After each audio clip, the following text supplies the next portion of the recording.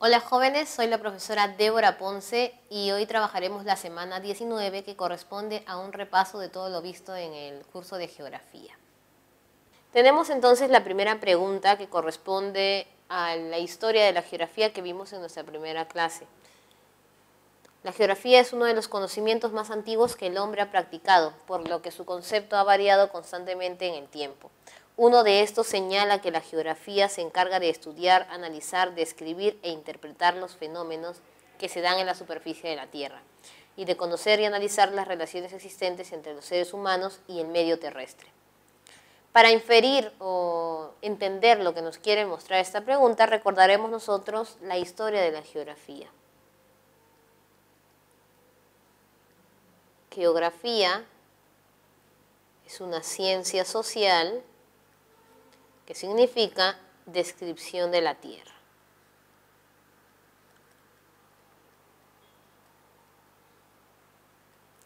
Recordaremos que podríamos enfatizarla en momentos o eras, por ejemplo, en la Edad Antigua,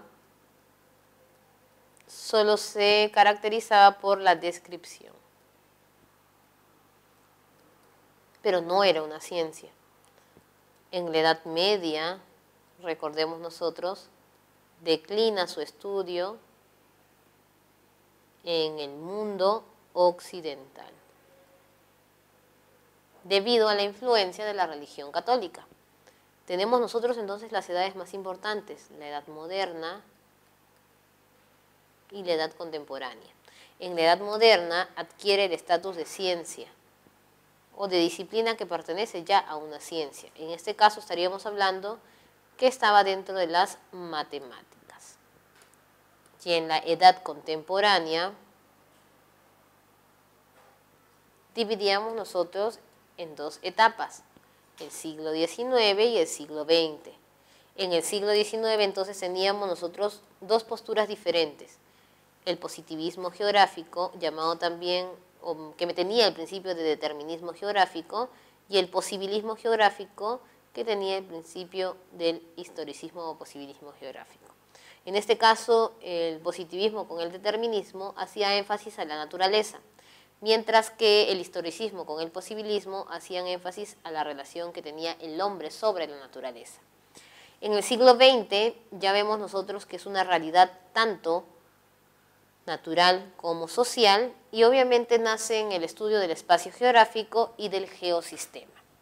En este caso entonces nos mencionan a nosotros que el concepto de geografía ha ido variando con el tiempo. Se encarga de estudiar, analizar, describir, interpretar los fenómenos que se dan en la superficie terrestre. Entonces ya no es una descripción, no estamos hablando de la Edad Antigua, media tampoco, porque estamos hablando que es un avance, pero allí nos mencionan que estudiar, analizar, describir e interpretar son principios ya de la ciencia, que puede ser en sus inicios en la Edad Moderna o en la Edad Contemporánea, y de conocer y analizar las relaciones existentes entre los seres humanos y el medio terrestre. Por lo tanto, hablan de una relación conjunta. De la lectura, ¿qué podemos inferir? Del espacio geográfico y su relación con el hombre. Ojo, cuando hablamos de espacio geográfico decíamos que de por sí hablaba de la relación de los dos, tanto medio como el plano social. No podría ser entonces. Y el espacio geográfico no habla de los principios de estudiar, analizar, describir ni interpretar.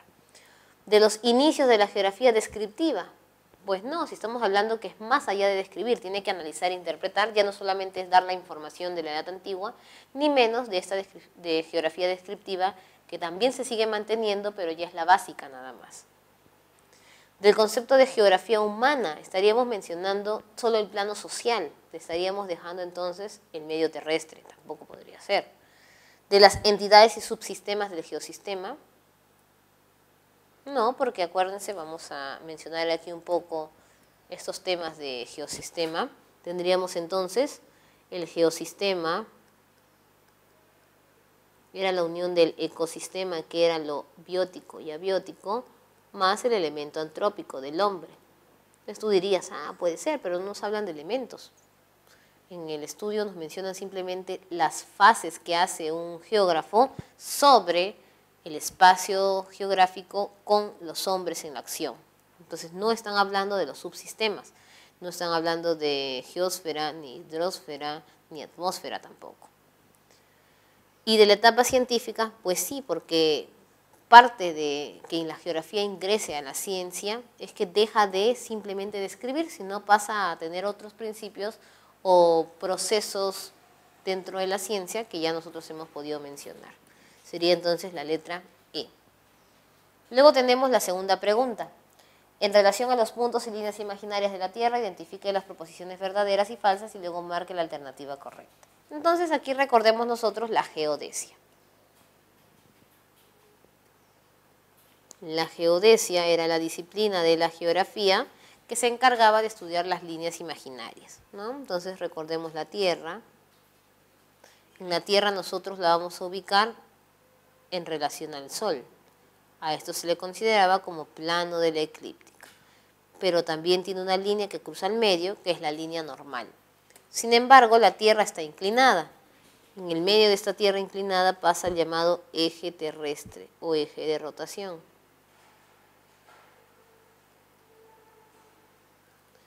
Y en el medio pasa entonces la línea ecuatorial, también llamada línea equinoccial, porque ahí se forman los equinoccios. Cuando hablabas de trópicos, hablabas de solsticios. Los puntos del eje terrestre, estos extremos que miden 90, son los llamados polos, cenit y nadir, ¿no? Entonces ya estamos ahí enfocados. Podemos mencionar también que la línea ecuatorial, cuando hablamos nosotros de la vuelta que se le da a toda la Tierra, estaríamos hablando del círculo ecuatorial. Si nosotros dibujamos varios circulitos en el planeta, entonces estaríamos hablando de los paralelos. Pero si nosotros dibujamos semicírculos, que son los rojitos, estaríamos hablando entonces de los meridianos. Los paralelos llegaban a medir hasta 90, mientras que los meridianos llegan a tener hasta 180. Los paralelos más importantes, obviamente, vendría a ser el círculo ecuatorial, que mide 0. Los trópicos, trópico de Cáncer y trópico de Capricornio, al norte y al sur respectivamente, que miden 23, 27. La misma medida que tiene la inclinación del eje terrestre y obviamente la misma distancia que tiene el ecuador sobre la normal, ¿no es cierto? Sobre el plano de la eclíptica, digo. Luego tenemos nosotros los círculos polares, que están en 66, 33. ¿Por qué razón? Porque 90 menos 23, 27 es 66, 33. Y si hablamos de meridianos, tenemos dos, los que pasan al medio. El de Greenwich, este meridiano de Greenwich o base también mide 0, al igual que el Ecuador. Y opuestamente tenemos el de 180. El de Greenwich servía para ver la hora y el de 180 servía para ver la fecha. El de 180 pasa por el Océano Pacífico, por lo tanto que es una forma diferente de darle la vuelta a la Tierra. En este caso, ya luego de haber recordado las líneas imaginarias, pasamos a marcar las respuestas. Los puntos ubicados en un mismo meridiano tienen la misma hora, entonces tú dices, si sirve para ver la hora y están en el mismo meridiano, esto es verdadero. Los meridianos se gradúan de 0 a 90, hemos dicho que no, es hasta 180, entonces sería falso. ¿El plano de la eclíptica y el ecuador forman 23, 27 de ángulo? Claro que sí, porque la inclinación de arriba también es 23, 27. Por eso que la de abajo también sería la misma distancia. Sería verdadero. Si se está exactamente en el polo norte, hacia donde se mueva, si irá al sur, verdadero, ¿no? Porque si estás ubicado acá arriba, siempre que vayas hacia abajo va a ser el polo sur. En la zona sur, digo. El meridiano de 180 y el ecuador se cruzan en el Océano Pacífico, también es verdadero, porque hemos dicho que el meridiano de 180 transita por lo que vendría a ser el Océano Pacífico, lo que se le conoce también como meridiano del cambio de fecha. Tendremos ahí entonces la letra A. 3.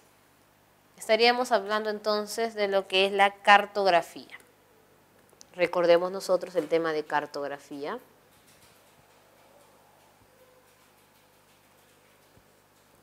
La cartografía entonces era la disciplina que se encarga de diagramar o realizar un dibujo de la Tierra de manera artificial o programada, porque no es perfecta. Teníamos diferentes instrumentos, por ejemplo el globo terráqueo tenía casi la forma exacta de la Tierra sin ninguna deformación. Teníamos los mapas que muestran la latitud y longitud. Recordaremos que era latitud. Latitud está en relación de los paralelos y longitud en relación de los meridianos. Latitud hasta 90 y longitud hasta 180. Pero servían para superficies grandes. También teníamos nosotros los planos que tenían latitud y longitud también, pero eran utilizadas para superficies pequeñas. La diferencia entre el mapa y el plano es que el mapa es más general, mientras que el plano es específico o detallado. También vas a tener las cartas. Las cartas se utilizan para superficies medias. Lo curioso es que no solamente tienen latitud, longitud, sino también presentan altitud. ¿En base a qué? A sus famosas curvas de nivel, que eran los circulitos, ¿te acuerdas tú? Cada curva de nivel tiene una medida, que son las cotas, por ejemplo, 0, 1000, 2000, que son equidistantes, y esto da la alusión a que tú estás formando un relieve. Si partes de 0, subes hasta 2000 y estás hablando de una montaña. Y si es menor que 0, el número que está en la siguiente curva, estarías hablando de una depresión. Y recordemos nosotros también los principios. Teníamos nosotros los principios de Salichev. Existía en primer lugar el principio de base matemática. En este caso, ¿qué era lo que tenía la base matemática dentro de sí? Teníamos las escalas, que era hablar como una lupa o el famoso zoom. Teníamos nosotros también el sistema de coordenadas, que es norte, sur, este, oeste, y tenemos las proyecciones, tema importante. ¿Qué cosa eran las proyecciones? Era como tomarle una foto al planeta Tierra. En este caso, si nosotros ubicábamos el planeta, queríamos tomarle foto a la zona ecuatorial de 0 a 30, estaríamos usando entonces una proyección cilíndrica. Se caracterizaba por tener los paralelos de manera separada conforme se iba hacia los 90 grados. Luego, si nosotros queríamos tomarle foto a la zona de 30 a 60, utilizábamos una proyección cónica, que obviamente le da la figura de un cono sobre la Tierra. Y si queríamos tomar alguna zona polar, utilizábamos entonces la proyección azimutal. Podríamos hablar también de otros instrumentos. Por ejemplo, tenemos la percepción remota, le llamamos percepción remota a la ubicación o toma satelital.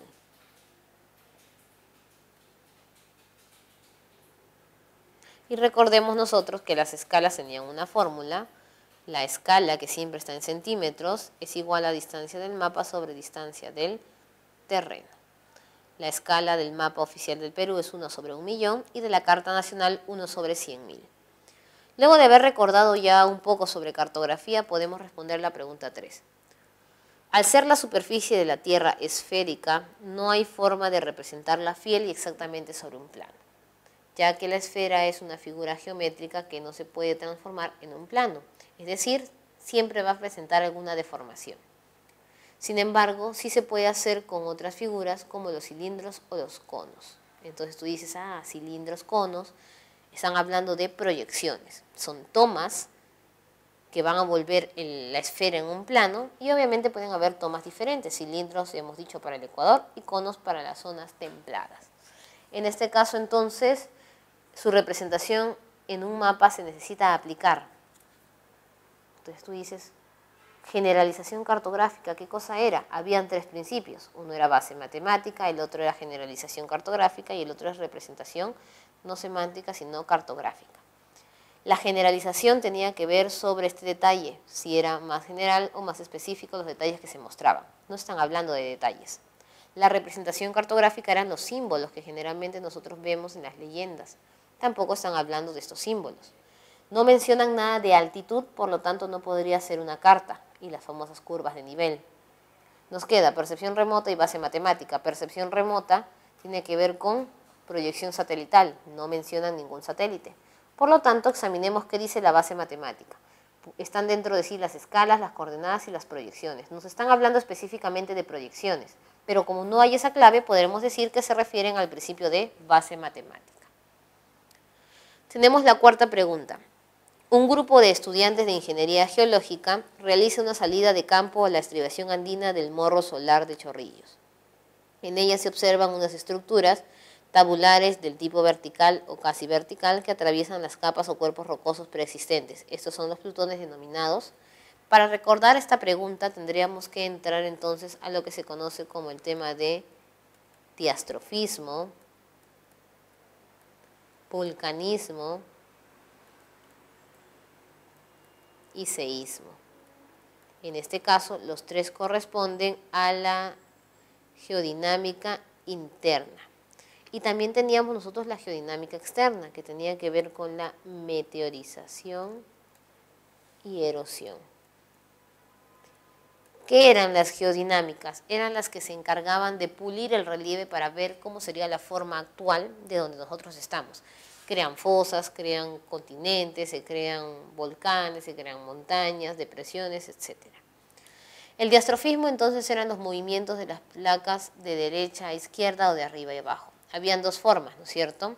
Epirogénico y orogénico. Epirogénico era el movimiento vertical y orogénico el movimiento horizontal. El epirogénico siempre tendía a la isostasia, al equilibrio. Formaba continentes, formaba escudos, formaba tablazos. Y el orogénico se encargaba de formar tanto montañas como depresiones. En este caso de tipo movimiento orogénico teníamos dos opciones. Que choquen las placas, que se llamaban también colisión de placas, o también le podríamos decir nosotros proceso de convergencia, y la separación, que se llamaba divergencia. Con la convergencia nosotros podíamos tener dos tipos de formaciones. Si se juntaba una placa continental con otra continental, se hacía una cordillera sostenida que tiene pocos sismos. Si se forma o se junta una oceánica con una continental, se generaban los que son los volcanes. En este caso estaríamos hablando de la cordillera de los Andes. También por divergencia se forman las dorsales, que eran cordilleras submarinas, ¿no es cierto? Teníamos el otro proceso, que es el vulcanismo. Habían dos tipos de vulcanismo, intrusivo y extrusivo. El extrusivo era cuando algo salía del volcán, es decir, podría ser la lava, podría ser la colada de lava, la ceniza, los géiseres, las fuentes termales, el mismo volcán, las mismas dorsales. Y teníamos el intrusivo, que tendría que ver entonces con la formación de las rocas, las plutónicas que se encontraban dentro de un volcán. Algunas tenían formas de honguito, que eran los lacolitos, y esas se encargaban de formar entonces los cerros o estribaciones andinas. Teníamos los lacolitos o facolitos, que eran al revés, generaban mayor profundidad. Los batolitos, que eran las más grandes. Los diques, que eran palitos verticales que se daban. Y los sills, que eran palitos horizontales que salían de los mismos diques. Todas estas rocas son las rocas ígneas, también llamadas plutónicas, formadas por lo que es el vulcanismo intrusivo. Y en el caso de los sismos, ya nosotros sabemos, estábamos hablando de las ondas primarias, secundarias o terciarias, según la forma que se daba en el sismo. Si se generaba o se hablaba de la energía que se liberaba en el hipocentro, que es adentro de la superficie, estábamos hablando de la magnitud, y si veíamos hacia dónde llegaba esa magnitud en la superficie terrestre, estaríamos hablando entonces de epicentro. Y si queríamos saber los daños, mencionábamos ya no la magnitud, sino la intensidad, y en este caso recurríamos a la escala de Mercalli, ¿no? Y en el caso de meteorización y erosión, entonces hacíamos referencia a la meteorización, que cuando una roca se fragmentaba o de repente se pulverizaba, la primera vendría a ser física, la segunda vendría a ser química, y luego cuando ya estaba rota, esta roca era más fácil de transportar, esa es la erosión, hasta que era sedimentar en algún lugar formando nuevos relieves. Luego de haber repasado esta parte de la formación o modelamiento del relieve, pasamos a resolver la pregunta. Nos hablan de morro solar de Chorrillos, es una estribación andina, tiene que ver con cerros. Están hablando de estructuras tabulares de tipo vertical o casi vertical, que atraviesan cuerpos rocosos y plutones. Desde que hablan de plutones, tú ya sabes que no es diastrofismo, no puede ser sismo, no puede ser meteorización y no puede ser erosión. En este caso estaríamos hablando directamente del vulcanismo. ¿Cuál tipo de vulcanismo formaba rocas internas? Es el vulcanismo intrusivo, o rocas plutónicas. Nos hablan de morro solar, podrías pensar tú que es lacolitos, porque los lacolitos forman cerros, pero tienen forma de un hongo, y aquí te hablan de tabulares, es decir, tubos verticales. En este caso, los que se parecen a los tubos verticales vendrían a ser los diques, porque los sills se encuentran echados de manera horizontal. Y en última pregunta 5, ya pasando a ver estos temas del relieve, tenemos entonces el relieve en el Perú, identificando las alternativas verdaderas o falsas. En el caso del relieve del Perú tendríamos que identificar 3 tipos de zonas, ¿no es cierto? Lo que vendría a ser la costa, la sierra y la selva. En la costa entonces podríamos hablar nosotros del relieve formado en el litoral, penínsulas, puntas, golfos, pero nosotros no tenemos presencia de golfos amplios. Estaríamos hablando de tablazos que tienen dentro de sí petróleo y están en la costa norte. Estaríamos hablando también de los esteros, que también están en la costa norte y ahí que crecían los manglares. Los esteros es una superficie pantanosa mezclada de agua salada con agua dulce y se caracteriza por ser una zona salada. En este caso podemos hablar de la parte continental, tendríamos entonces depresiones, podríamos hablar de los valles, en este caso son valles transversales o de manera horizontal, las pampas, que era el otro lugar en los cuales nosotros podríamos hacer agricultura en la costa. Y obviamente no podríamos dejar de mencionar las estribaciones andinas, y aquellas que les crece vegetación de invierno los conocíamos como las lomas. En el caso de la sierra estaríamos hablando nosotros de la cordillera de los Andes, tiene 3 cadenas, cadena occidental pegada a la costa, cadena central que no termina porque se emplaza el lago Titicaca y la cadena oriental pegada hacia la selva alta. También podríamos hablar acá de las mesetas que se encontraban en las zonas más altas, por ejemplo, las zonas de Puno y Cusco o Junín. Y podríamos hablar de los cañones, que era un espacio en los cuales pasaba el río y separaba 2 espacios terrestres. Y en la selva tendríamos que dividir en 2, selva alta y selva baja. En la selva alta están entonces la mayor presencia de lluvias, por eso se dan las cataratas, la formación de los ríos torrentosos y los valles longitudinales. Ojo, la sierra también tiene valles longitudinales, pero se llaman valles interandinos. ¿Qué más podemos encontrar en la selva? Entonces la superficie boscosa o árboles madereros. Y aquí también hay cañones, pero ya no se llaman cañones, se le llama pongos porque son la puerta hacia la selva. Y en la selva baja teníamos nosotros una gran llanura. Empezaban los filos, que son colinas de poca elevación con árboles madereros. Venían los altos, que son las ciudades, que son terrazas fluviales y ya no marinas, como en el caso de los tablazos. Venían las restingas, que eran adecuadas por las lluvias. En temporadas de inundaciones se formaban los bajiales. Los ríos ya comenzaban a emplazarse en meandros, se formaban las cochas, que son lagunas. Luego teníamos nosotros, cuando se inundaba bastante el desborde del río, se formaban los barriales donde se sembraba arroz y cuando estaba seco se formaba la playa. Al final nosotros encontrábamos las tahuampas, que son zonas pantanosas con palmeras, que las encontramos específicamente más en la zona de Madre de Dios. En este caso, luego de haber hecho una revisión del relieve del Perú, podemos marcar cuáles serían los enunciados correctos.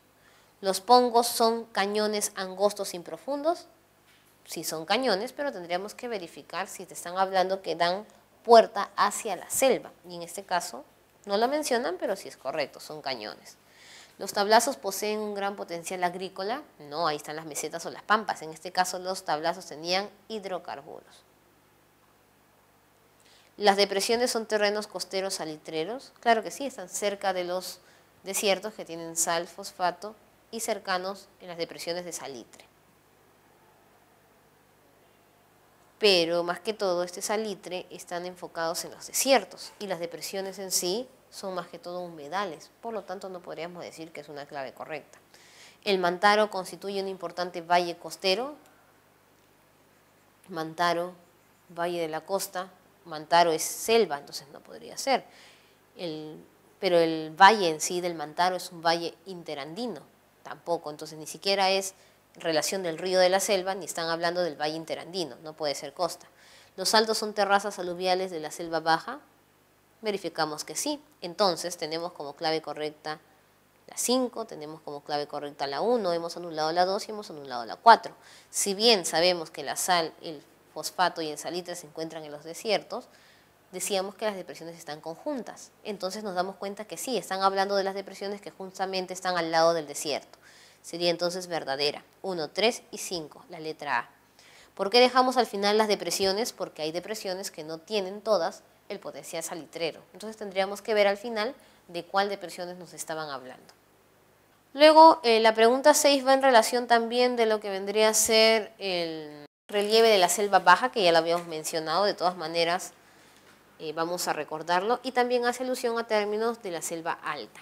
Bajial, que habíamos dicho, que era una zona en la cual se inundaba por las lluvias que caían de las restingas o del secado de las playas.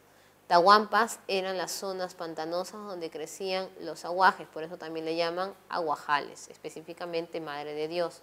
Los pasos o abras, no habíamos mencionado los pasos o abras, son caminos en los cuales se puede utilizar para el tránsito vehicular, por eso algunos pasos y abras ya son carreteras. Cañones fluviales hemos dicho entonces que son lugares donde el río pasa al medio y se emplazan dos montañas alrededor. Y pongos son los mismos, son cañones, pero cañones que dan fuerza hacia la selva.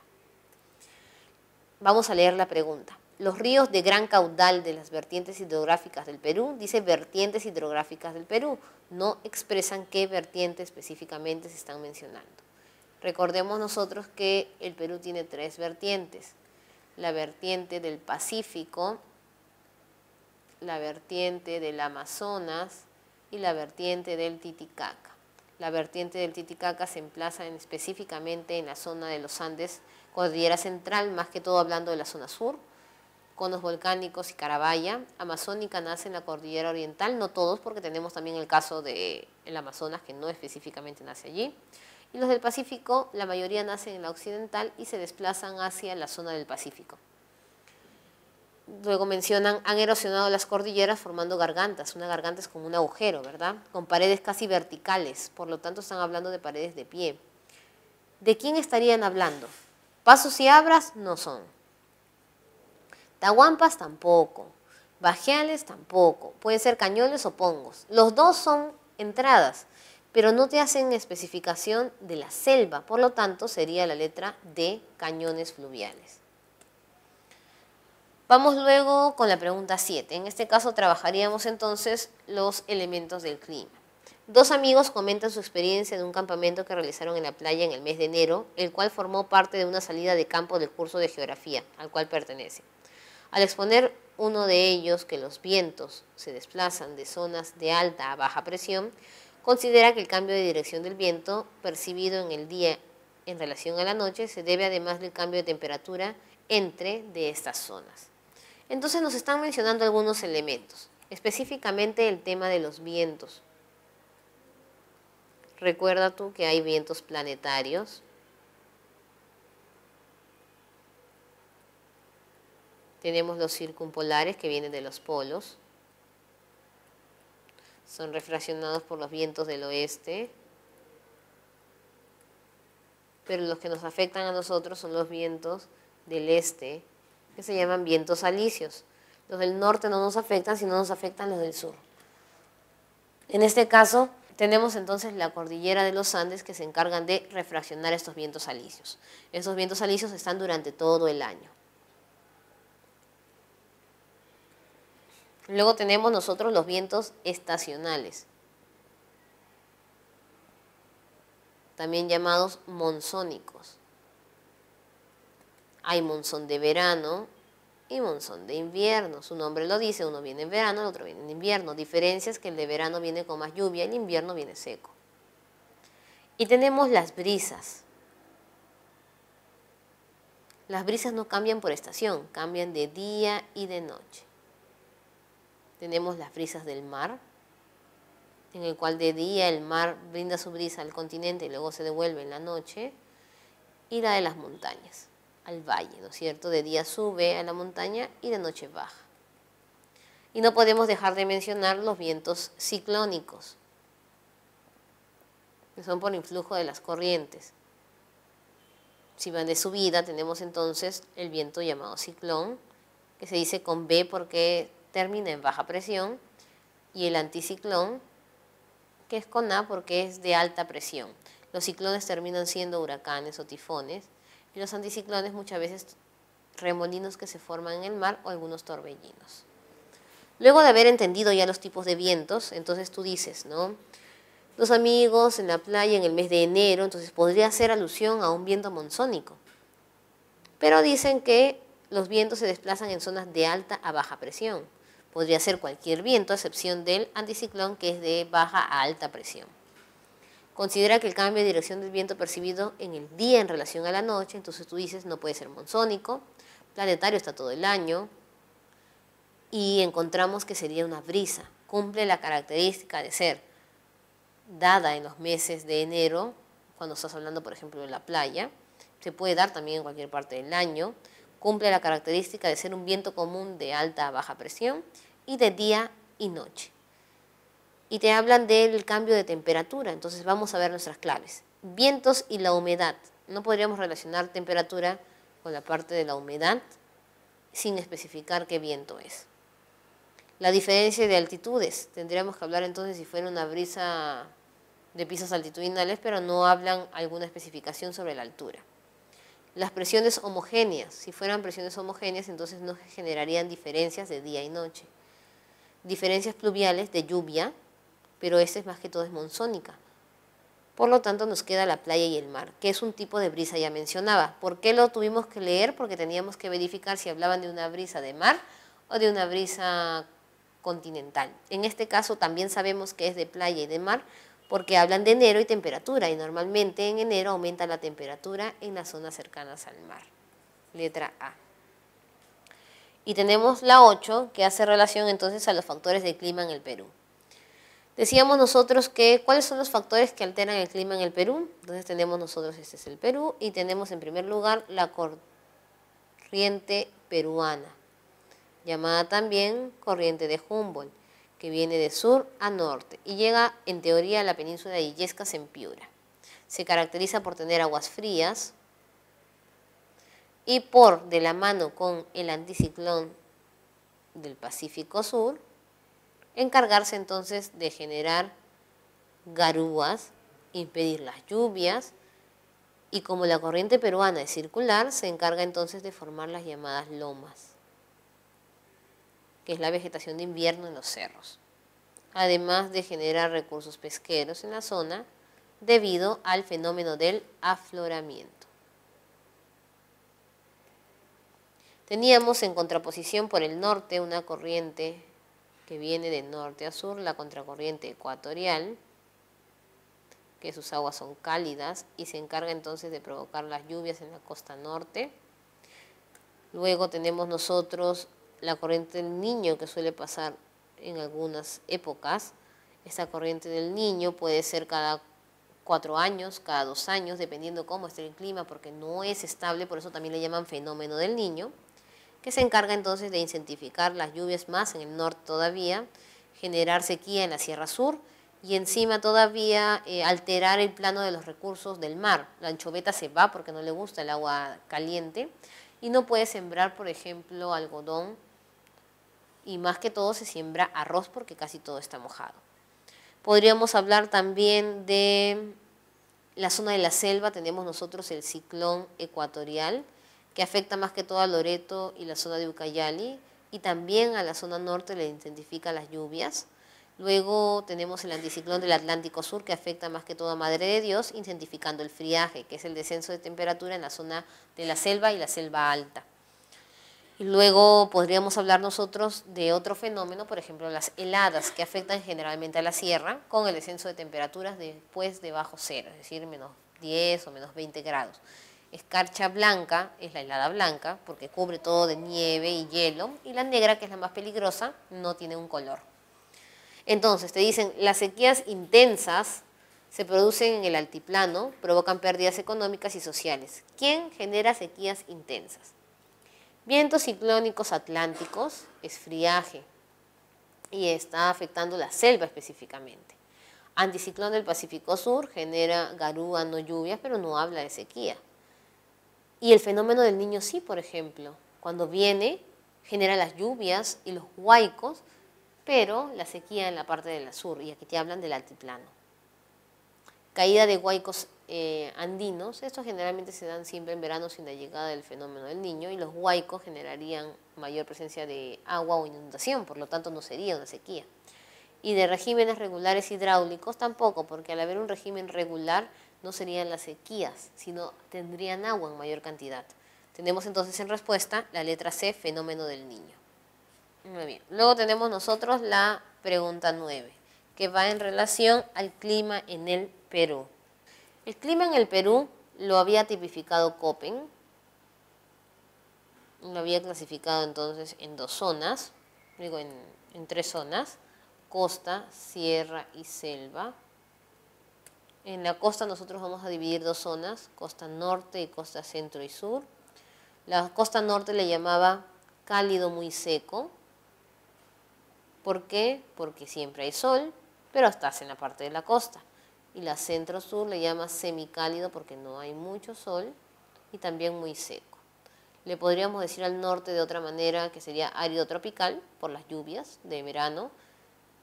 Teníamos también, le podríamos decir al centro-sur, le podríamos decir subtropical árido porque está en el desierto. La selva se divide casi igual en alta y baja. La baja se le llama semicálido porque tiene poco sol, mientras que la baja cálido porque tiene más sol, pero la alta tiene más lluvia, por eso le llaman semicálido muy húmedo, mientras que la baja solamente cálido y húmedo.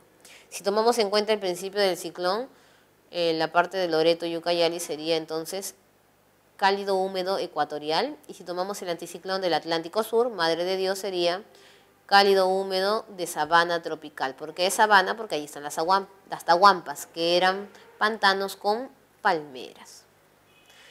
Y en la parte de la sierra tendríamos entonces los valles. La parte de los valles, ¿cómo se conocía? Como zona templada. Si llegabas tú a la zona de la sierra, estamos hablando de zonas frías. Si subíamos nosotros a la Puna y Meseta, zonas frígidas. Y si llegabas a los nevados, zonas gélidas. Pero estos cambios se han dado, ¿por qué razón? Debido al calentamiento global. Y el calentamiento global es respuesta simplemente a los problemas de los gases de efecto invernadero. Y recordarás tú el efecto invernadero, entonces, el sol irradiaba sus rayitos, en los cuales se iba formando al ingresar a la atmósfera los rayos ultravioletas. Tenían que ingresar, pero la superficie estaba caliente porque teníamos los rayos infrarrojos que salían de ahí y se juntaban con los rayos solares.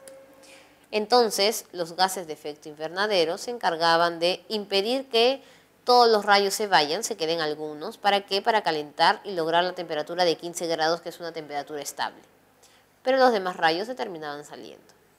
El problema es que al haber mayor cantidad de gases de efecto invernadero, gases contaminantes, ya los rayos no se pueden ir y se genera el calentamiento global, la alteración del clima, no solamente en el Perú, sino en todas las partes del mundo.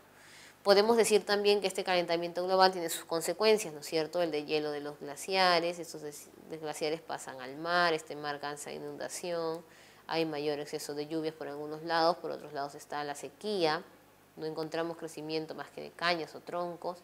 Podemos decir también que genera enfermedades para las personas. Y ahí viene el deterioro económico. ¿Por qué? Porque al no tener agricultura, entonces la economía comienza a decaer. En este caso tenemos la pregunta 9. En una conferencia el expositor afirma: el cambio climático viene afectando las áreas de glaciares andinos y como consecuencia disminuyendo las reservas que nacen de los mismos. De lo mencionado podemos inferir que las reservas afectadas son: ¿cuáles se relacionan con glaciares? Fauna, si bien ellos toman agua, pero pueden tomar agua de un río, no efectivamente de los glaciares. Áreas extensas de flora, generalmente en las zonas de glaciares no hay mucha flora porque son zonas congeladas. Zonas de amplia biocenosis, al contrario, la parte congelada o la masificación del agua podría generar una nueva biocenosis en el lugar. Animales vertebrados no necesariamente se ven afectados porque también podrían encontrarse en otra zona y no viven en los glaciares. Y aguas dulces criogénicas. Obviamente el glaciar pertenece a lo que nosotros conocemos como agua dulce o también aguas continentales. Estas aguas continentales se pueden dividir en ríos, arroyos, lagos, lagunas, glaciares, agua subterránea. Y en este caso, como estás hablando de glaciar, la reserva criogénica es la que deriva directamente de la zona del glaciar. Por lo tanto, al deshielarse ya no tendríamos reservas criogénicas en el Perú. Luego tenemos nosotros en el tema 10 el caso de los biomas. Recordaremos los biomas. Vamos a borrar un poquito aquí para poder trabajar. Muy bien. Ahora, para biomas tenemos que recordar la posición de estos biomas en el planeta, porque los que nosotros trabajamos son biomas terrestres, ubicados entonces en una latitud. Tenemos nosotros 0. ¿Quién ubicábamos aquí? De 0 a 30 estaríamos hablando de la zona cálida, con presencia de sol, pero además que tenía la presencia de lluvias. Ubicábamos entonces el primer bioma, que era el bioma del bosque tropical. Característica del bosque tropical: tenía árboles enormes que llegaban a tener hasta 60 metros, pero había una variedad de aves, de animales, de árboles de todos los tamaños. Si bien tenía árboles grandes, también tenía pequeños. Ese era el bosque tropical. El hombre lo que hacía en el bosque tropical generalmente era la tala y la técnica de roza y quema. Luego del bosque tropical, ¿quién venía? Teníamos nosotros entonces la sabana. La sabana era un terreno amplio, llano, que se emplaza después del bosque, y aparecían entonces los animales enormes, grandes animales. Animales ungulados porque no tenían sus pezuñas separadas, sino juntitas. Y en este caso, ¿qué es lo que más hacía el hombre? La caza de estos animales. Si hablabas de la parte de la sabana de América, estarías hablando de la sabana de palmeras. Y luego de la sabana, para emplazar justo y terminar la zona tropical, están los desiertos, que se encuentran en 30 grados de latitud, pero hay uno que se encuentra en 40, que es el de Gobi. El desierto carece de vegetación, a excepción de los cactus. Hay animales más que todo venenosos, insectos, y lo que el hombre suele hacer es llenarlos de basura. Y los animales que se suelen presentar son los animales crepusculares, que suelen salir de noche. Luego tenemos nosotros de 30 a 60. Aquí tenemos 3 biomas.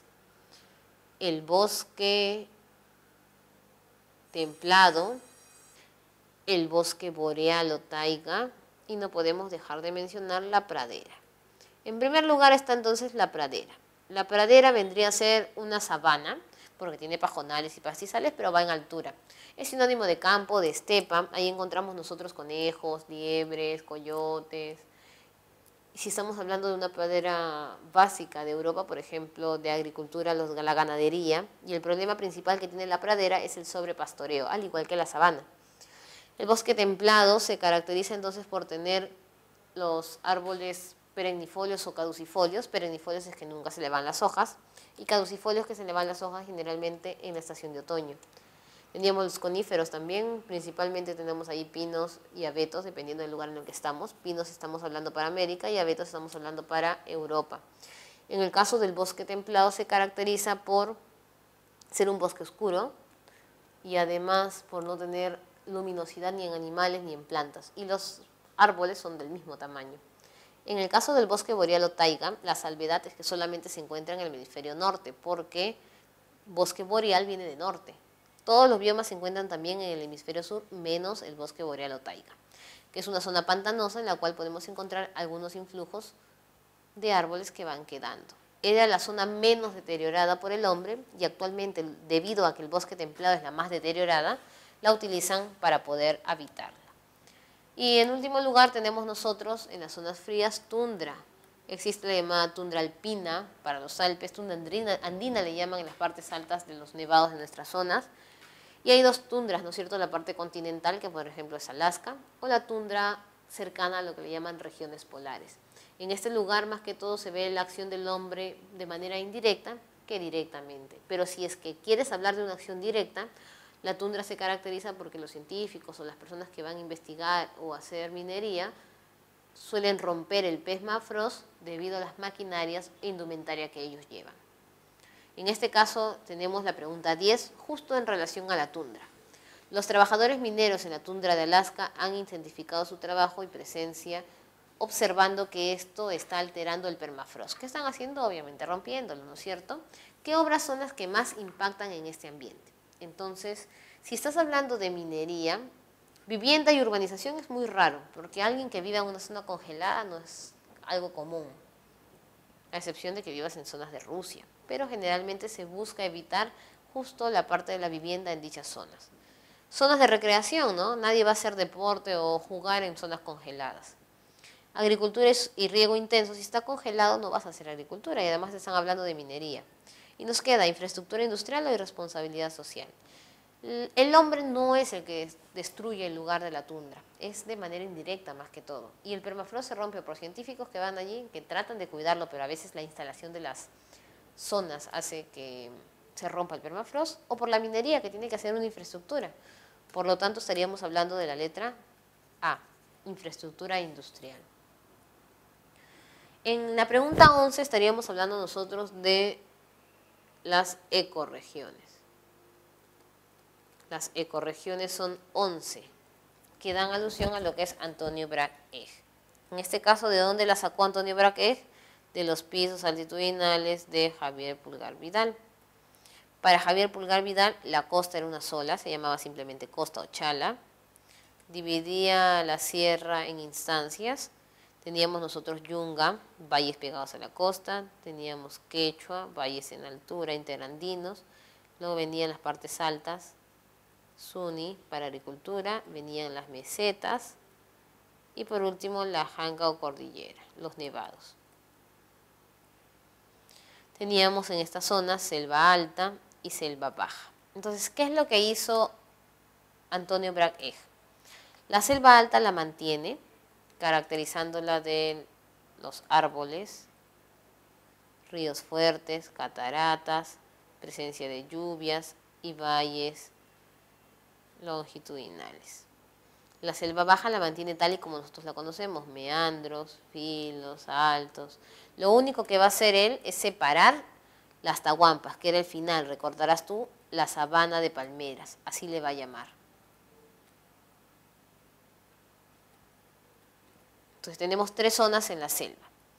Luego, otra cosa curiosa, que Yunga, Quechua y Suni, los 3 son valles. ¿Qué le va a decir a esta zona? Le va a decir entonces serranía, se parece a la Sierra Madre de México, y esteparia, porque es para cosecha de agricultura. Y ya no la va a dividir en 3. La parte de arriba la va a unir y le va a decir Puna y Altos Andes. Y el extremo oriental no tenía nombre, y a esta zona le va a decir el páramo.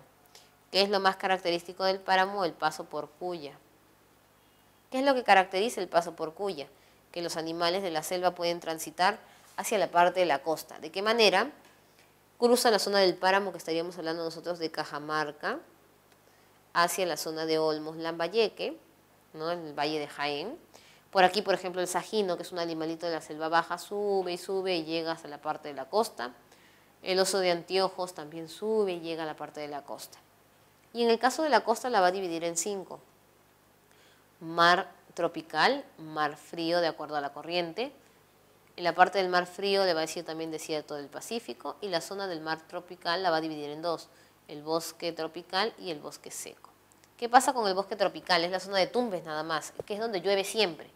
En cambio, en el bosque seco solamente llueve en verano. De aquí entonces estos animalitos de la selva transitan hasta el bosque tropical o hacia el bosque seco. Animales característicos del bosque seco tienes tú la pava blanca, el zorro de Sechura y el oso de anteojos, que vienen también de la selva. Y en el bosque tropical, que nos recuerda a la selva, vendría a ser específicamente el sajino o el mono, por ejemplo, que ya tiene su nombre, que es mono coto de Tumbes, pero sigue siendo un mono en partes tropicales. Entonces ya podemos responder la pregunta. Un grupo de alumnas durante su viaje de promoción visitaron un santuario nacional cerca de la frontera con Ecuador, conformado por islotes y canales enlodados, donde se desarrolla un ecosistema boscoso, adaptado a la salinidad del mar y altas temperaturas, y con una rica fauna. Ese santuario nacional se ubica en una región llamada, entonces tú dices, hay bosques. ¿Dónde hay bosques? Encontramos en la selva alta y la selva baja, pero la selva baja es la que se llama bosque tropical amazónico, entonces puede ser allí. Pero también tienes el bosque tropical del Pacífico, que vendría a ser la zona de Tumbes, y el bosque seco ecuatorial. Pero ¿cómo sé que entonces tiene agua o no tiene agua? Seguimos leyendo aquí. Islotes y canales enlodados, por lo tanto tiene que estar cercano a la parte del mar.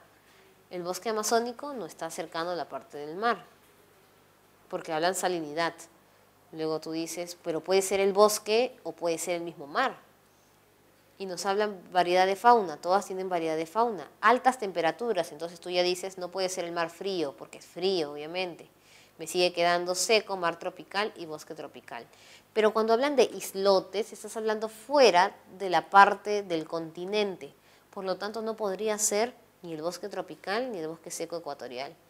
Y nos referiríamos al mar tropical, porque aquí se encuentran, acuérdate, los islotes, la parte de la zona de lo que vendrían a ser los esteros, y se emplazan los manglares. Y los manglares son tanto vegetación del mar tropical como parte del continente. Algunos suelen decir que el manglar está sobre el continente, pero es falso, está en la caída de la cuenca del río para formar esta parte de la salinidad. Tenemos entonces como respuesta la letra C. Luego tenemos nosotros entonces la pregunta 12, que hace alusión a las áreas naturales de protección. Recordemos que era un área natural de protección. Era una zona que se protegía porque tenía una especie endémica, exclusiva del lugar, en peligro de extinción de repente. Estaban utilizándola demasiado, tenía exceso de consumo como las ranas comestibles, o de repente era una especie exótica como el sajino. La administración de las ANPs está de mano del Ministerio de Ambiente exclusivamente por el CERNAM, Servicio Nacional de Áreas Naturales de Protección. Y esas las podíamos dividir en dos, en áreas tangibles e intangibles. Las tangibles son aquellas en las cuales el hombre puede ingresar y puede realizar actividades económicas. En las intangibles solamente podemos mirar y los científicos pueden ingresar a estudiar. No más. ¿Cuáles son intangibles? Los parques nacionales, que protegen todas las especies de esa zona. Los santuarios nacionales, que es una específica. Y los santuarios históricos, que son lugares donde se desarrollaron partes importantes de la historia. En las tangibles tenemos las reservas nacionales, cuidan a los animales específicamente. Reservas comunales, su nombre lo dice, el agua o los animales o plantas que utilizan las comunidades indígenas o nativas. Tenemos también bosques de protección, sirven para la tala. Tenemos cotos de caza, sirven para la caza. Y tenemos reservas paisajísticas, que lo más importante es la belleza del lugar. En este caso vamos a ver qué dice la pregunta. La Puya Raimondi, ¿qué es la Puya Raimondi? Es una inflorescencia. Una inflorescencia es cuando la flor crece pegada al tallo. Que es lo más curioso de la Puya Raimondi, que suele florecer cada 100 o cada 120 años. Entonces, si tú la miras, normalmente es una caña. Por lo tanto, tienen que protegerla. Que puede medir hasta 12 metros de alto y que florece cuando cumple 100 años de sembrada aproximadamente. Esta especie crece entre los 3.200 a 4.800 metros sobre el nivel del mar y es protegida en el Parque Nacional del Huascarán y conservada en el Santuario Nacional de Calipuy. ¿Ven? Tanto el parque como el santuario nacional, los dos son intangibles, por lo tanto la puya es considerada una especie intangible. ¿Qué podemos inferir sobre la Puya Raimondi? ¿Se encuentra en áreas intangibles? Correcto, tanto el parque como el santuario son intangibles. Crece en zonas costeras. Calipuy es en una zona costera, pero en la parte nacional Huascarán no estamos haciendo alusión a toda la parte del nevado que generalmente corresponde a la zona andina. Es un árbol perennifolio, no es perennifolio porque significa que tiene hojas todo el tiempo y acá te dicen que florece cada 120 años. Pertenece a zonas de uso directo.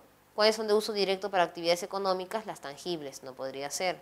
¿Es una maravilla exclusiva del Perú? No, existe la puya por varios lugares, pero lo más ideal en el Perú es protegerla porque es la inflorescencia más grande del mundo. En este caso tenemos entonces la letra A.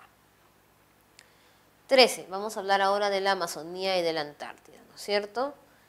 Tenemos entonces la Amazonía y la Antártida tienen en común la reserva de agua del planeta, la reserva de agua dulce.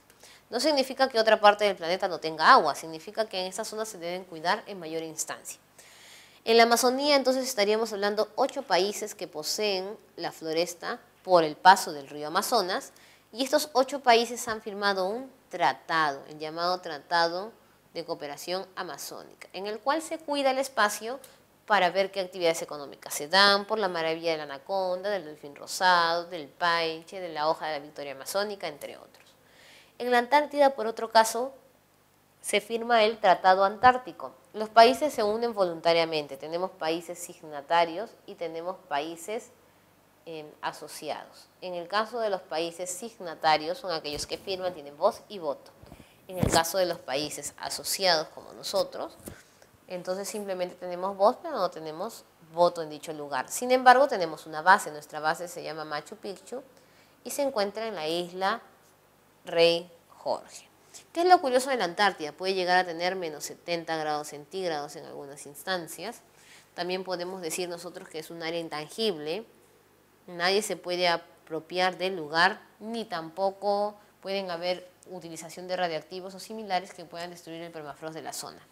Encuentras el krill, que es el alimento del milenio, y también podríamos decir nosotros, según lo que le conocen como la noche polar, por ejemplo, ¿no? Se dicen que en los polos, en los extremos del 90 del eje terrestre, 6 meses es de día y 6 meses es de noche. Sin embargo, hay algo curioso. A la hora que se da este giro, o lo que le llaman el círculo polar, que vendría a ser el círculo antártico, el círculo ártico, nos vamos a dar cuenta que el círculo polar siempre tiene luminosidad.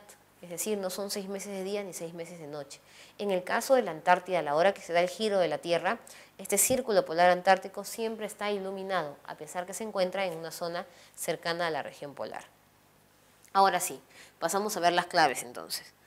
Por su ubicación es un continente rodeado por océanos verdaderos. Nos vamos a dar cuenta que casi está en la parte sur y todo lo que está alrededor son océanos. Luego de América, Oceanía es el continente más próximo. También es correcto. Acuérdate que el pasaje Drake es la unión entre América y la Antártida, pero Oceanía también se encuentra cerca. En julio la base Machu Picchu se encuentra total oscuridad. Es falso, porque recordemos que si bien el polo en sí tiene días de oscuridad, el círculo antártico es el más iluminado de todos. Las expediciones que realiza el Perú es en los primeros meses del año. Correcto, específicamente son las zonas en las que la temperatura no está tan baja en dicho continente. Los miembros del tratado pueden intercambiar información científica también, mientras que no se sientan apropiados, porque acuérdate que todo es para desarrollo de todo el planeta, no solamente para exclusividad de nosotros. Letra A como clave final. Tenemos ahora la pregunta 14. Tiene que ver con el tema de deforestación y desertificación. Entonces, deforestar viene del término talar, solo que es la tala indiscriminada, es decir, sin una correcta forestación. Generalmente el lugar más afectado ahorita es Madagascar, que se dice que ya casi todo el espacio ha sido deforestado. La desertificación, hay formas por las cuales se puede desertificar un lugar. Por el exceso de insolación, por el exceso de agua, a eso le llamamos nosotros salinización, o por el problema del mal drenaje. Vamos a ver a qué hace alusión nuestra pregunta. En el distrito de San Bartolo de la provincia y departamento de Lima se ubica una cancha pública de golf que actualmente presenta dificultades para la realización de actividades en dicho lugar, debido al exceso de agua con sales minerales en los riesgos de la zona. Entonces nos dicen exceso de agua y es bien fácil, ¿no? Ya sabemos que no puede ser por quema, por residuos urbanos tampoco, entonces sería una desertificación por salinización. Pasamos a ver la pregunta 15, que tiene que ver con actividades primarias. Entonces recordemos que tanto la agricultura como la ganadería se dividían en dos grupos, lo que estábamos hablando de la costa y lo que mencionábamos de la sierra. La costa va de la mano con la selva alta por sus dificultades para hacer agricultura y ganadería, y la sierra va de la mano con la selva baja. En el caso de la sierra se abastecen de agua por lluvias, por eso le llaman tierra de secano. Y en el caso de la costa por canales de regadío, por eso le llaman tierra bajo riego. Otra diferencia, que la sierra es tradicional. Utiliza maquinaria como Chaquitaya o los andenes. En cambio la costa es mecanizada, todos son máquinas, además de ser tecnificada. Trabaja con zootécnicos, con veterinarios, entre otros. ¿Qué más podemos decir? La sierra es extensiva, tiene terrenos pequeños, solamente trabaja el agricultor, y lo tiene que hacer en el tiempo en que él pueda hacerlo. En cambio, la costa es intensiva. Se hacen cultivos amplios en el tiempo más rápido que se pueda y con el trabajo de todo el personal que se necesite. En este caso podemos ver verdadero y falso según la agricultura y la ganadería. En la costa predominan los cultivos agroindustriales, correcto, estamos hablando de industria que tiene que ver con mecanizado.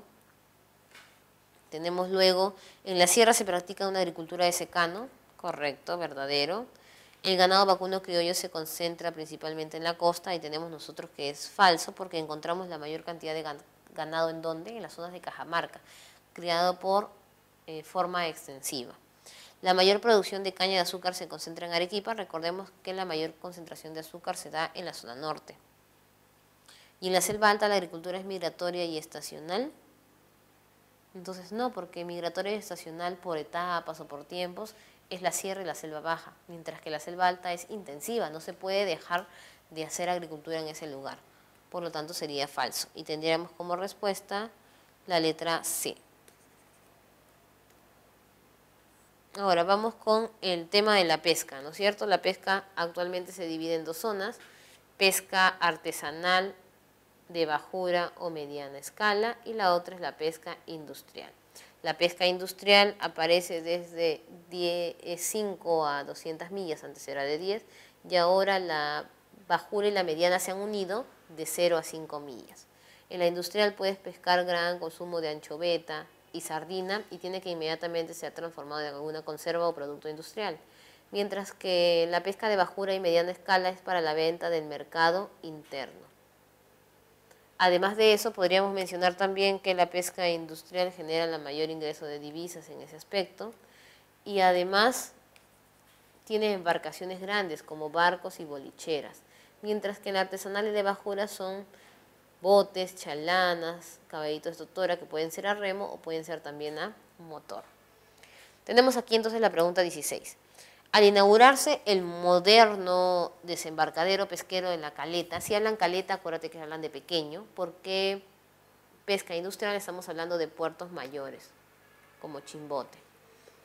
Los chimús en la región de Ancash, el representante de la Asociación de Pescadores dijo que la moderna obra, además de permitir mayor almacenamiento de la producción, generará más fuentes de empleo, conexas a la extracción de pescado y mayor abastecimiento en los mercados. Del párrafo anterior podemos inferir que se beneficiará toda la pesca de tipo industrial, no podría ser porque es caleta. Pescadores obtendrán mayor materias primas para la industria, tampoco puede ser industria. La mayor extracción de anchovetas para uso directo, no se puede obtener tanta anchoveta en esa zona. La actividad pesquera generará el incremento de divisas, no porque es industrial, y la pesca artesanal se incrementará su producción. Esa sería correcta porque caleta es sinónimo de la pesca artesanal. La mediana escala se hacía antes en los puertos menores, ahora como se han unido, se utilizan ambas para las dos cosas. Letra E. 17 tenemos entonces nosotros en el tema de la minería. Recordemos nosotros que para minería estaríamos hablando que es concesionada. La concesión paga impuestos, el canon que es el 50% del impuesto a la renta destinado para el gobierno regional. Obtenemos también la regalía minera, que es el alquiler por utilizar un recurso no renovable, el derecho de vigencia, que es la vigencia del contrato para dicha concesionaria. La minería en el Perú es polimetálica, ¿no es cierto? Y tiene una variedad, tenemos nosotros minerales metálicos, el más utilizado en el Perú es el cobre, también tenemos nosotros plata, oro, zinc, entre otros, y la no metálica, que hace alusión a los materiales de construcción. Tenemos entonces la planta de Cajamarquilla en Lima, produce zinc refinado y concentrado de plata, entre otros. Del texto se infiere que Lima es la primera región productora de plata. Recordemos que plata se encuentra en mayor instancia en Ancash, en la región de Antamina. Producimos plata, pero no en cantidades. Luego tenemos nosotros, es una planta procesadora de minerales no metálicos, ¿no? Porque están diciendo zinc y plata que están dentro de metálicos. El Estado concentra la mayor producción de zinc, ¿no? Nosotros tenemos la mayor producción de cobre. Es una planta de industria metalúrgica o siderúrgica. Y siderúrgica, recordemos que tiene que ver con el acero. Por lo tanto, sería la letra D. Y tenemos la pregunta 18. Relacione correctamente el concepto poblacional con los ejemplos propuestos. Luego marque la alternativa correcta. Recordemos que la demografía estudia la población en base a tasas. Teníamos entonces la tasa de población absoluta, que era la totalidad de los habitantes. Teníamos la población relativa, que tenía que ver con la densidad, que significaba entonces cuántos habitantes habían por kilómetro cuadrado. Teníamos nosotros la tasa de fecundidad, que para hallarla tenías que tener la edad de la mujer entre 12 en adelante y cuántos hijos iba a tener, es decir, el número de hijos. De mano a esto viene la tasa de natalidad, que tiene que ver con cuántos nacimientos se registran cada 1000 habitantes en el año. De la misma manera estaríamos hablando de la mortalidad, que vendría a ser entonces muertes cada 1000 habitantes en el periodo de un año. Va de la mano con la de morbilidad, que es la tasa de enfermos registrados en el Perú. Y por último, la esperanza de vida, que tiene que ver cuánto se vive por máximo en un determinado lugar. Y aquí tendríamos que hallar la tasa de la mano con su característica, ¿no es cierto? Densidad poblacional, entonces vemos aquí habitantes por kilómetro cuadrado. Tenemos luego crecimiento natural. Natural tiene que ver lo que el hombre lo ha realizado, por lo tanto, naturalmente mueren y nacen personas. Acuérdate que la tasa de crecimiento real es igual a la tasa de crecimiento natural o vegetativa más la tasa neta de migración. ¿Y cuál era la natural o vegetativa? Natalidad menos mortalidad. Entonces tendríamos nosotros crecimiento natural, la A. Migración, la tasa podría ser por inmigración menos emigración. Cuando han pasado más de 5 años, migración para toda la vida, y menos de 5 años, migración reciente. Para el caso sería entonces 3 años. Y centros poblados urbanos eran aquellos que tenían más de 100 casas, tenían servicios básicos completos y eran continuas y contiguas. En este caso, están hablando de un lugar con menos de 100 viviendas. Sería entonces rural. ¿Pero qué dice? Dice capital, y según la norma, toda capital era considerada entonces urbana. Para eso tenemos nosotros la clave C. Tenemos ahora una pregunta en relación a las fronteras. Habíamos dicho que la frontera antes era una línea, ahora tiene que ver con todo un espacio fronterizo. Entonces, el espacio fronterizo se dividía por la línea de frontera, la región fronteriza, la zona fronteriza, el área de frontera, la frontera viva y la conurbación. Una región fronteriza vendría a ser los 9 departamentos colindantes con algún determinado país. Nosotros vemos en el mapa Tumbes, y Tumbes es un país que choca con Ecuador, por lo tanto Tumbes sería una región fronteriza. Zona de frontera son las provincias que están dentro de este departamento que chocan con el determinado lugar. Por lo tanto, tú dices, tiene una provincia, 2 provincias, 3 provincias. Pero te vas a percatar que Villar no choca con Ecuador, por lo tanto no podría ser una zona fronteriza.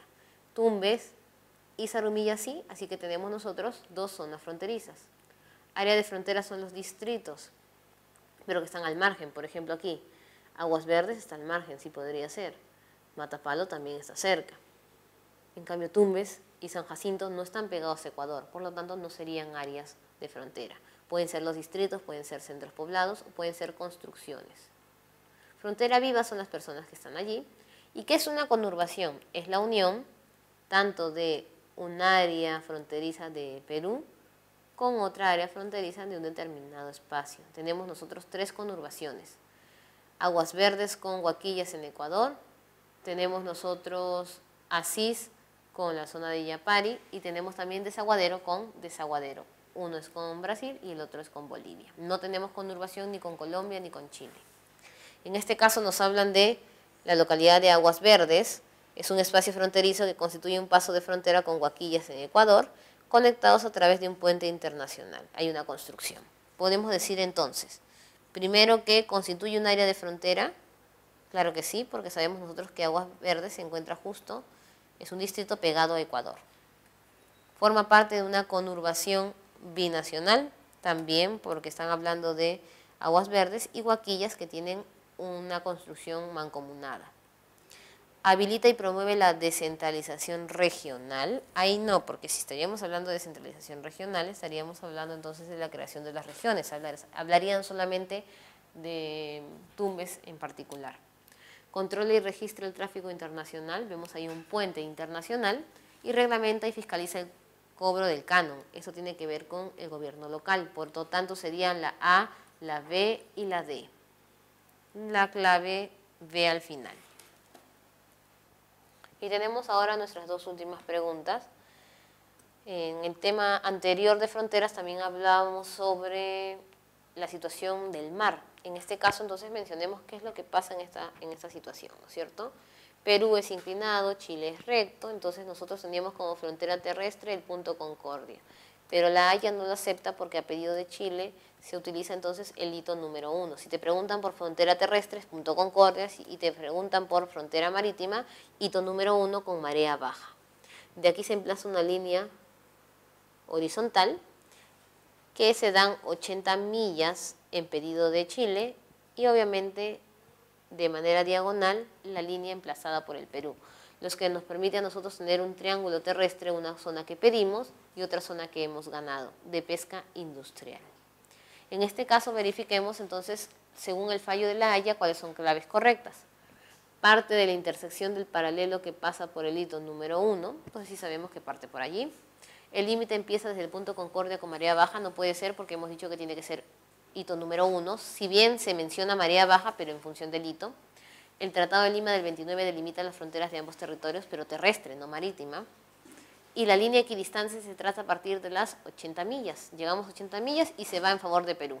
Por lo tanto, tendrían correcta la 1 y la 4. Vendría a ser entonces la letra B. 21.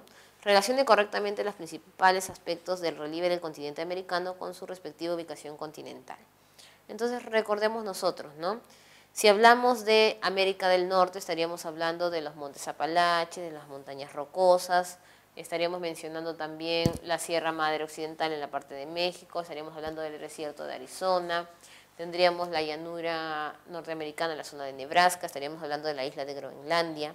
Si hablamos nosotros de América del Sur, estaríamos viendo entonces en la cordillera de los Andes, el sistema de Parima, que es la unión entre el río Amazonas y el río Orinoco.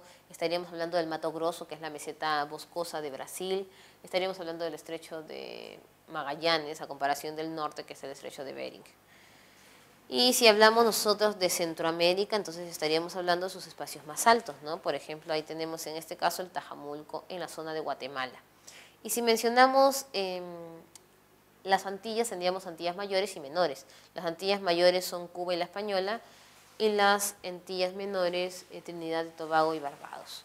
En este caso, entonces, tendríamos que unir América del Norte con Montes Apalaches, tendríamos que unir América del Sur con el sistema de Parima, estaríamos uniendo también el pico más alto, el Tajamulco, en Centroamérica, y si hablamos nosotros específicamente de las islas, en las Antillas, para lo cual tendríamos como respuesta correcta la letra C.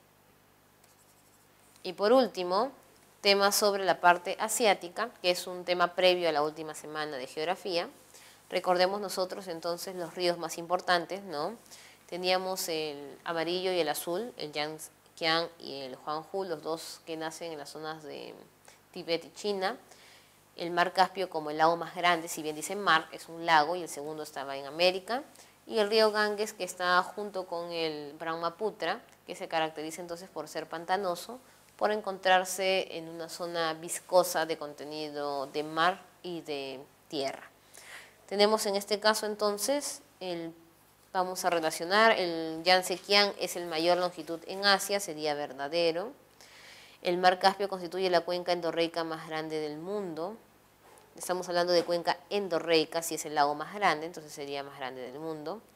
El río Huanghu nace en la meseta de Siberia, es falso porque tenemos China y Tibet nada más. Y el río Ganges forma el Golfo de Bengala, una delta grande y pantanosa que se encuentra efectivamente en la India. Tendríamos entonces 22 la clave D. Y con eso habríamos terminado todas las preguntas de geografía. Hoy hemos terminado ya todo el ciclo 2017-2 en el curso de geografía. Se les invita siempre a seguir estudiando, practicando. El único reto no es terminar la preparación preuniversitaria o ingresar a la universidad, sino es que puedan culminar exitosamente su vida profesional. Les invitamos no a quedarse solamente en los estudios que se dan en la universidad, sino leer mucho e investigar.